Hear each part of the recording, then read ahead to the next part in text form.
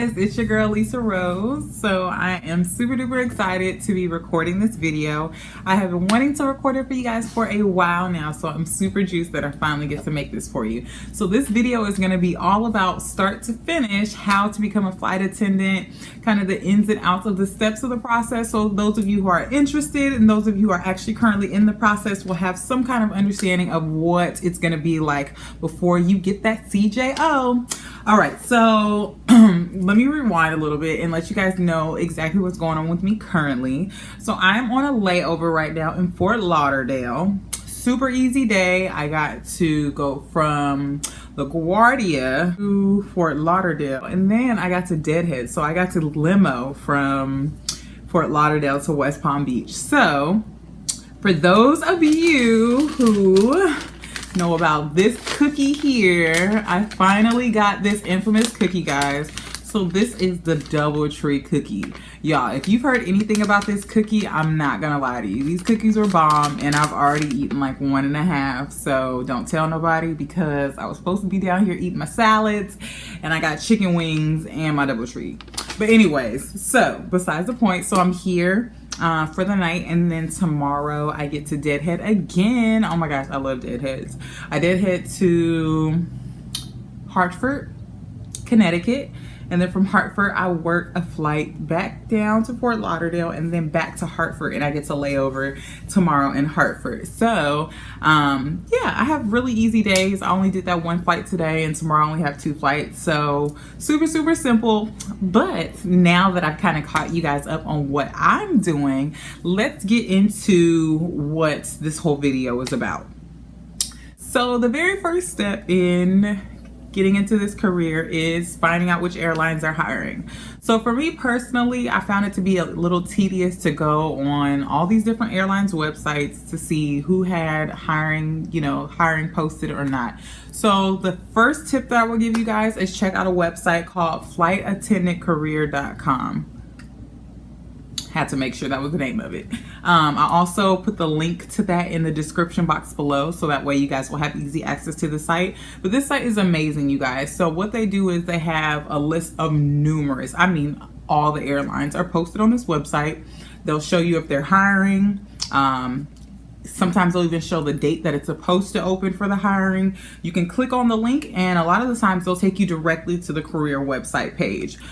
So I use this because I was able to see all the different airlines that I was interested in. I could click right on the link on there, and I was able to apply right then and there from this website. So go on there. First tip. Now, if you're like me, I kind of did my research beforehand and found out what airlines I was really interested in. So I looked and saw, okay, was I interested in a regional versus a mainline? Regional are only going to do domestic, so US. Mainline are going to be the ones that traditionally do international, so domestic and international destinations. So I knew personally that I wanted to fly this international, so I geared my search towards mainline airlines. So once you find a few different airlines, because not all airlines hire at the same time, so you want to find a few so that way you can kind of possibly stagger when you apply to these different ones. So once I found a few that I was interested in, the very next thing that I wanted to work on was the second tip, and that is your resume, guys. So as many times as you might hear it, your resume is actually really important. So the reason why I say this is because if you didn't know already, this is a very competitive field to get into. I know sometimes people will say, depending on the airline, it's harder to get into Harvard than it is to get in, or it's harder to get into this career than it is to get into Harvard. Sometimes they only they only hire about 2% of the people that apply at a time. So it's super competitive. So you want to work on your resume. You can have a killer resume, have all kind of experience, but if it's not catered to what the airline is looking for, sometimes you might shoot yourself in the foot and you're a perfect candidate for the job. So biggest tip, customer service is the best type of experience that you can have for this. Whether that's in a restaurant business, whether it's working in the educational field, whether it's a doctor, nurse, medical field, Customer service is the biggest thing. So if you have that under your belt, I would say 6 months to a year, I would say is a good thing, a good place to start before you start applying to be a flight attendant. So cater your resume to highlight that. So what I personally did was I went on the airline's websites and I read through their bio. I read through if they had a mission statement, all the key highlights about the company. I tried to find what it is that drove them to be successful, what they were looking for. If you go on the career website page, they'll usually have like a little bio about the type of candidate they're looking for. Read that, find key points in that, and use that to help cater your resume. Don't sound verbatim. Don't take what they say. Oh, if they say, I'm looking for a highly skilled candidate who can multitask, don't write that on your resume. Find a way to finesse your words to be able to take your experiences to emphasize the things that they're looking for. And I personally also had a cover letter. The reason I wrote a cover letter is because I wanted to stand out. Granted, a lot of people don't write cover letters and it's not necessarily mandatory, but for me, I knew all the people that were going to be applying. I needed to put myself out there as much as I possibly could. So if you feel like you're not really strong with the cover letter, look up different things on the internet, cover letter resumes, cover letter examples, flight attendant cover letters, flight attendant resumes, to get kind of an idea for it. But if you really don't feel confident about it, don't put something out there that you're not gonna produce, or put your best self out there. So if you feel like it's gonna cause you more damage than it will help, then just stick with the resume. But for those of you who want to put a cover letter, I would definitely say put those out there as well. Okay, so after your resume, then you should apply. So at this point, you found the airlines that you want to apply to on flightattendantcareer.com. You've looked at their page, you've updated your resume, cover letter possibly, you're good to go. So the third step is going to be to apply, guys. So yes, have to apply. And I would suggest when you see it opens, apply ASAP.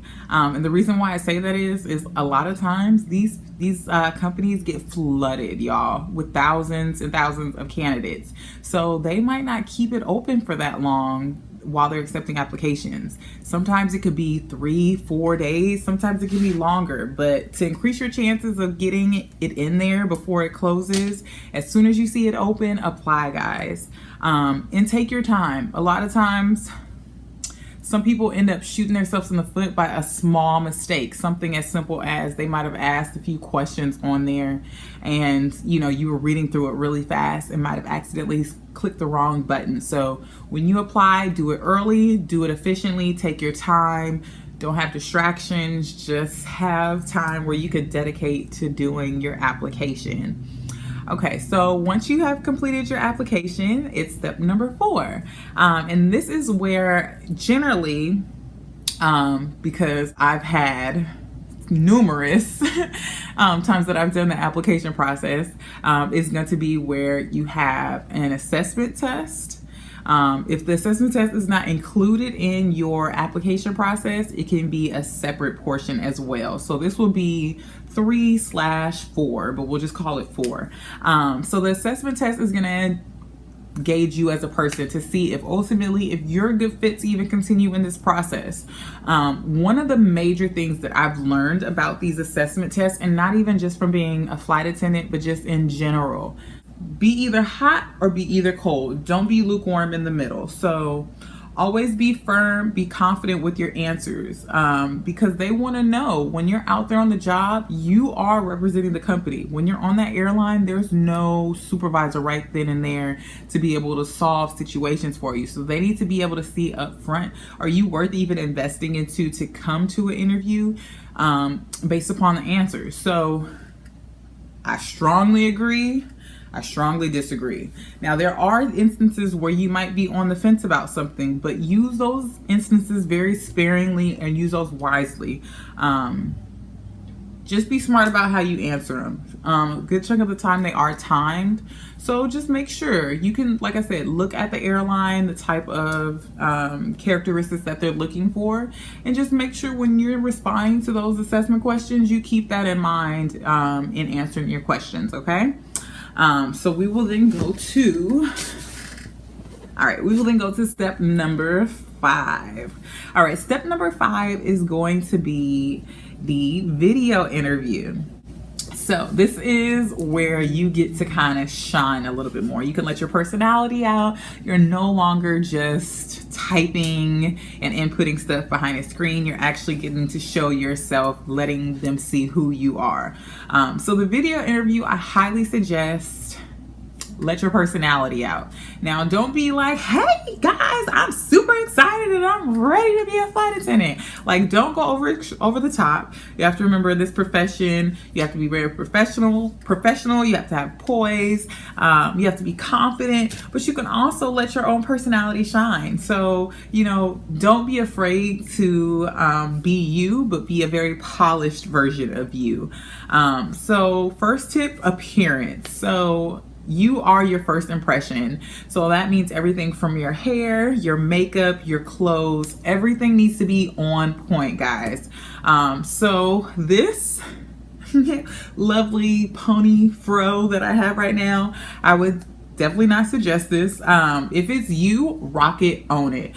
But for me personally, when I did my video interviews, I had my hair very slicked back.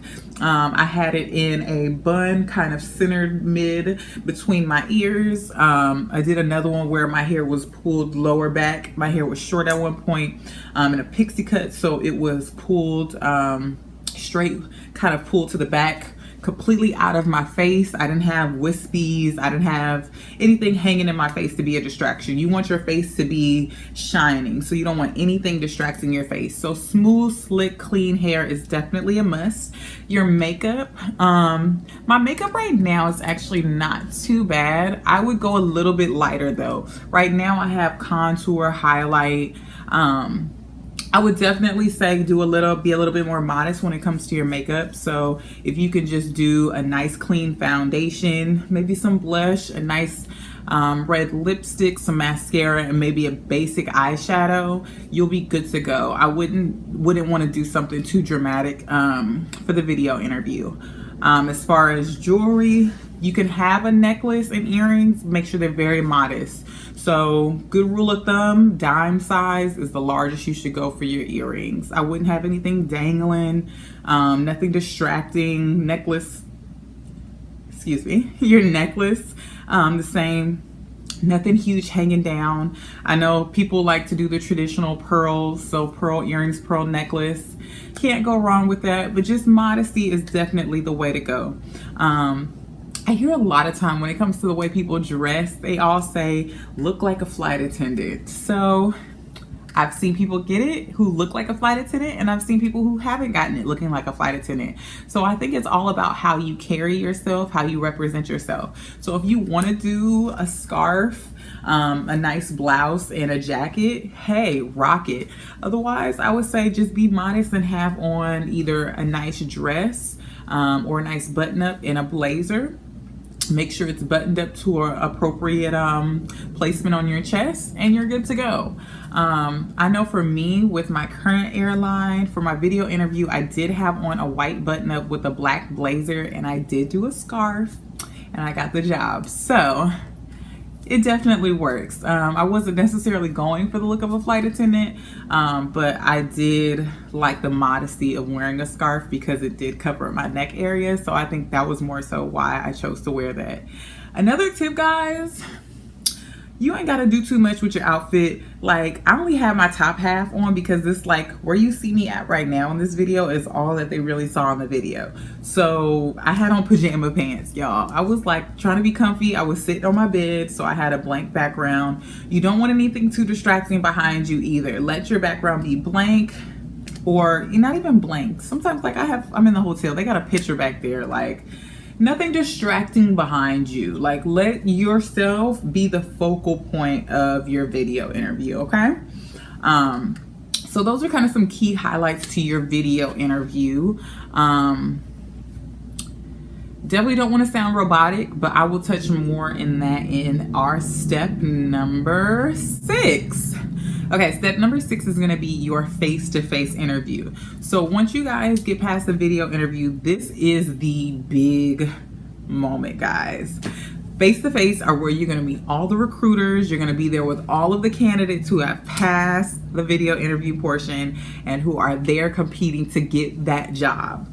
So same thing with your appearance for your video interview. You want to come with that same exact policy when you go to your face-to-face. But this time, you don't want to have too many outrageous colors. I wore black and white. I know some people like to do a colored dress and a black blazer to stand out a little bit. I personally, for one face-to-face interview, I wore a blue dress and a black blazer, and I didn't get the job. But I didn't get the job because of that robotic thing that I'll touch on a little bit later. But for the current airline, I wore a black suit, a white blazer. I had on black sheer stockings and black heels. My hair was, how was my hair? My hair was straight and it was short, but it was pulled back. I had rolled it and pinned it back, so my face was completely clear of any hair, any distractions. I had on pearl earrings and a pearl necklace, a watch, because you know that's a requirement, so I wanted them to see that I always come prepared with a watch.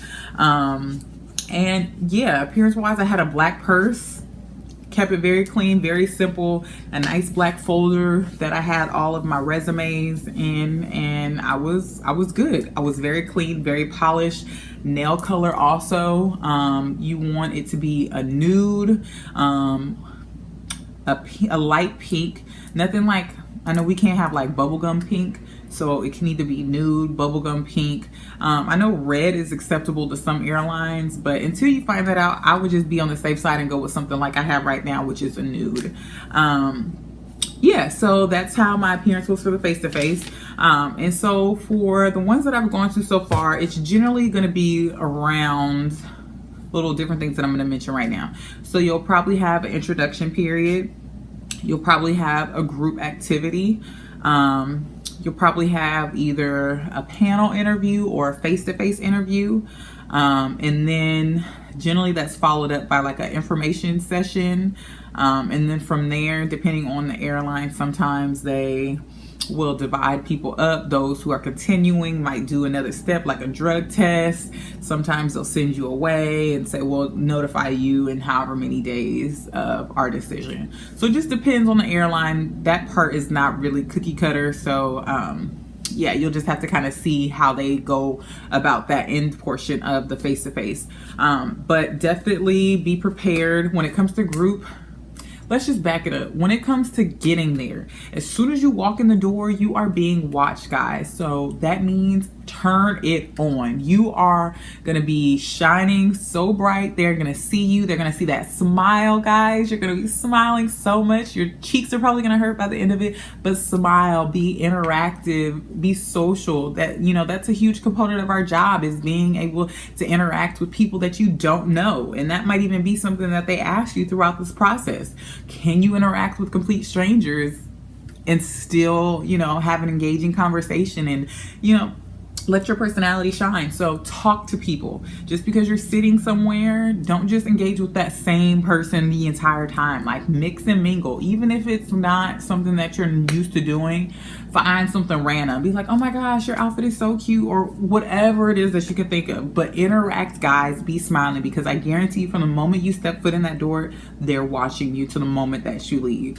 So not only do you want to be smiling and engaging, but you also want to make sure that you give off a professional persona to the recruiter. So when you see a recruiter, greet them with a handshake, with a smile, get to know their names. One tip that I did to help me out was during the introduction period, I had a notebook and I wrote down, when they all said their name, I wrote down each of their name and I wrote down a characteristic about them. So maybe Sally had a high bun with blue glasses, so I write Sally, high bun, blue glasses. And Roger, maybe Roger had on a black tie with a blue shirt. So, you know, just different things about them that would be distinctive. So that way, if I did see them again, I would be able to recognize it. And that just makes it even more of a personal experience. The fact that you can mention their name, they'll enjoy that, because that means you're really paying attention. You really care about who they are and want to get to know them more. So group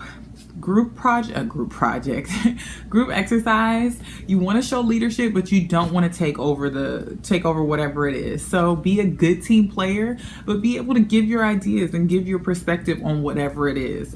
Be able to share in a way that seems very collaborative, but also take ownership to whatever it is that you're doing.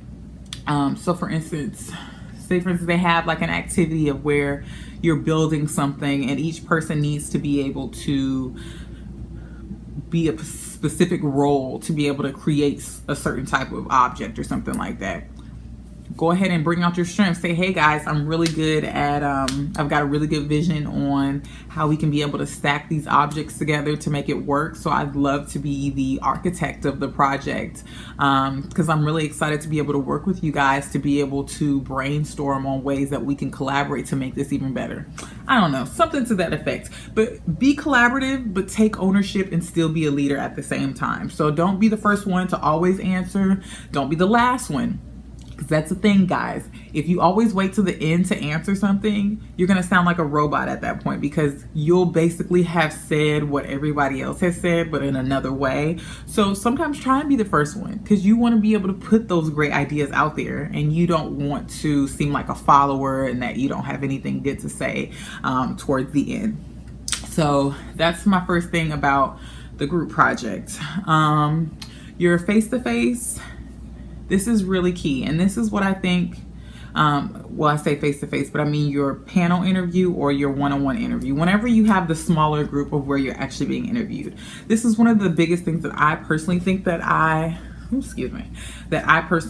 failed on with the other airlines that I did apply to. I said what I thought they wanted me to say. Granted, they were amazing answers. Even looking back on it now, I had great answers to the questions that they had, but I said it in a manner and I delivered it in a manner that sounded very robotic. So my tip to you would be, have key points. Go on glassdoor.com and look up the different airlines. Type in face-to-face interview questions or face-to-face interview. People will have posted tons and tons of comments. And a lot of times these people are putting the actual questions that you'll hear at your interview. So go on there, start looking it up, start researching, thinking about your experiences that you have, tying them into the company's mission, to their core values, to what they're looking for in a candidate, and mold your answers to respond in a way that will be what they're looking for. Don't say something verbatim. Don't have it memorized. In this experience, I did No. Have key points of what it is you want to say, but let them flow. Let your personality allow them to flow, and you be you when you deliver it. I did that with one of my face-to-face, and I know that's exactly why. When I tell y'all, I had each response memorized, y'all. I had every question. And it was like so profound how it was saying it. Like, I stood up and it was like, boom, lights on me and action. And I literally like just said everything like to the T, like I was on Broadway. And thank you, but no thank you came in my email about 2 days later. So just be you. They're looking for real people. They're looking for people who are going to fit with their image of what they're looking for in a candidate. So don't sound robotic. Just be you. And if it's meant for you to get it, you will get it. So just focus on those key highlighted points. Informational session, always good to have a question or two. Give a good responses. Know the company, because you never know what type of questions they're going to ask you. And always be ready to either answer a question, provide a good comment, or just be a good listener. You know, you don't always have to be the first one or be the one to speak. But being a good listener is also very key. You don't want to be somebody who's distracted, somebody who's like, definitely don't even want to do that. Huge thing, guys, too. Sorry to get sidetracked, but do not pull your phone out at all during your face-to-face. I don't care if you are on a break. Use your breaks to interact and mingle. Do not pull your phone out. That is a no-no. Only time I really pulled my phone out was literally when I went to the restroom and I was in the bathroom stall, and that was just to check my messages. Other than that, you don't even want your phone on. You don't want it to buzz, nothing. So unless you have to have it on complete silent with no vibration because maybe something's going on outside of your interview, I would definitely suggest do not pull out your phone, guys. It just gives off the wrong vibe. Especially too because when we're on the job, we're not even allowed to have our phones out when we're in front of customers on the aircraft. So just get in the habit. Don't even have it out. Just save yourself that. But yeah, so back to the actual interview session. So after the interview session, at least for the last interview that I had, that was the conclusion of it. Actually, we ended up doing a reach test. So basically we had to be able to reach to a certain point without our shoes on to ensure that we could be able to reach the overhead bins on the actual aircraft. And then we had to, I think that was it. Yeah. It might have been one other thing, but I can't remember. But definitely a reach test. So that's one thing. If you are short, I would definitely look into the airline and see what their height requirements might be, because I have heard horror stories of people going and flying down to airlines face to face, and literally they might have did that first and they were going home like within the first 15 minutes of getting there. So definitely do your research and make sure this is a company that is worth going through this entire process.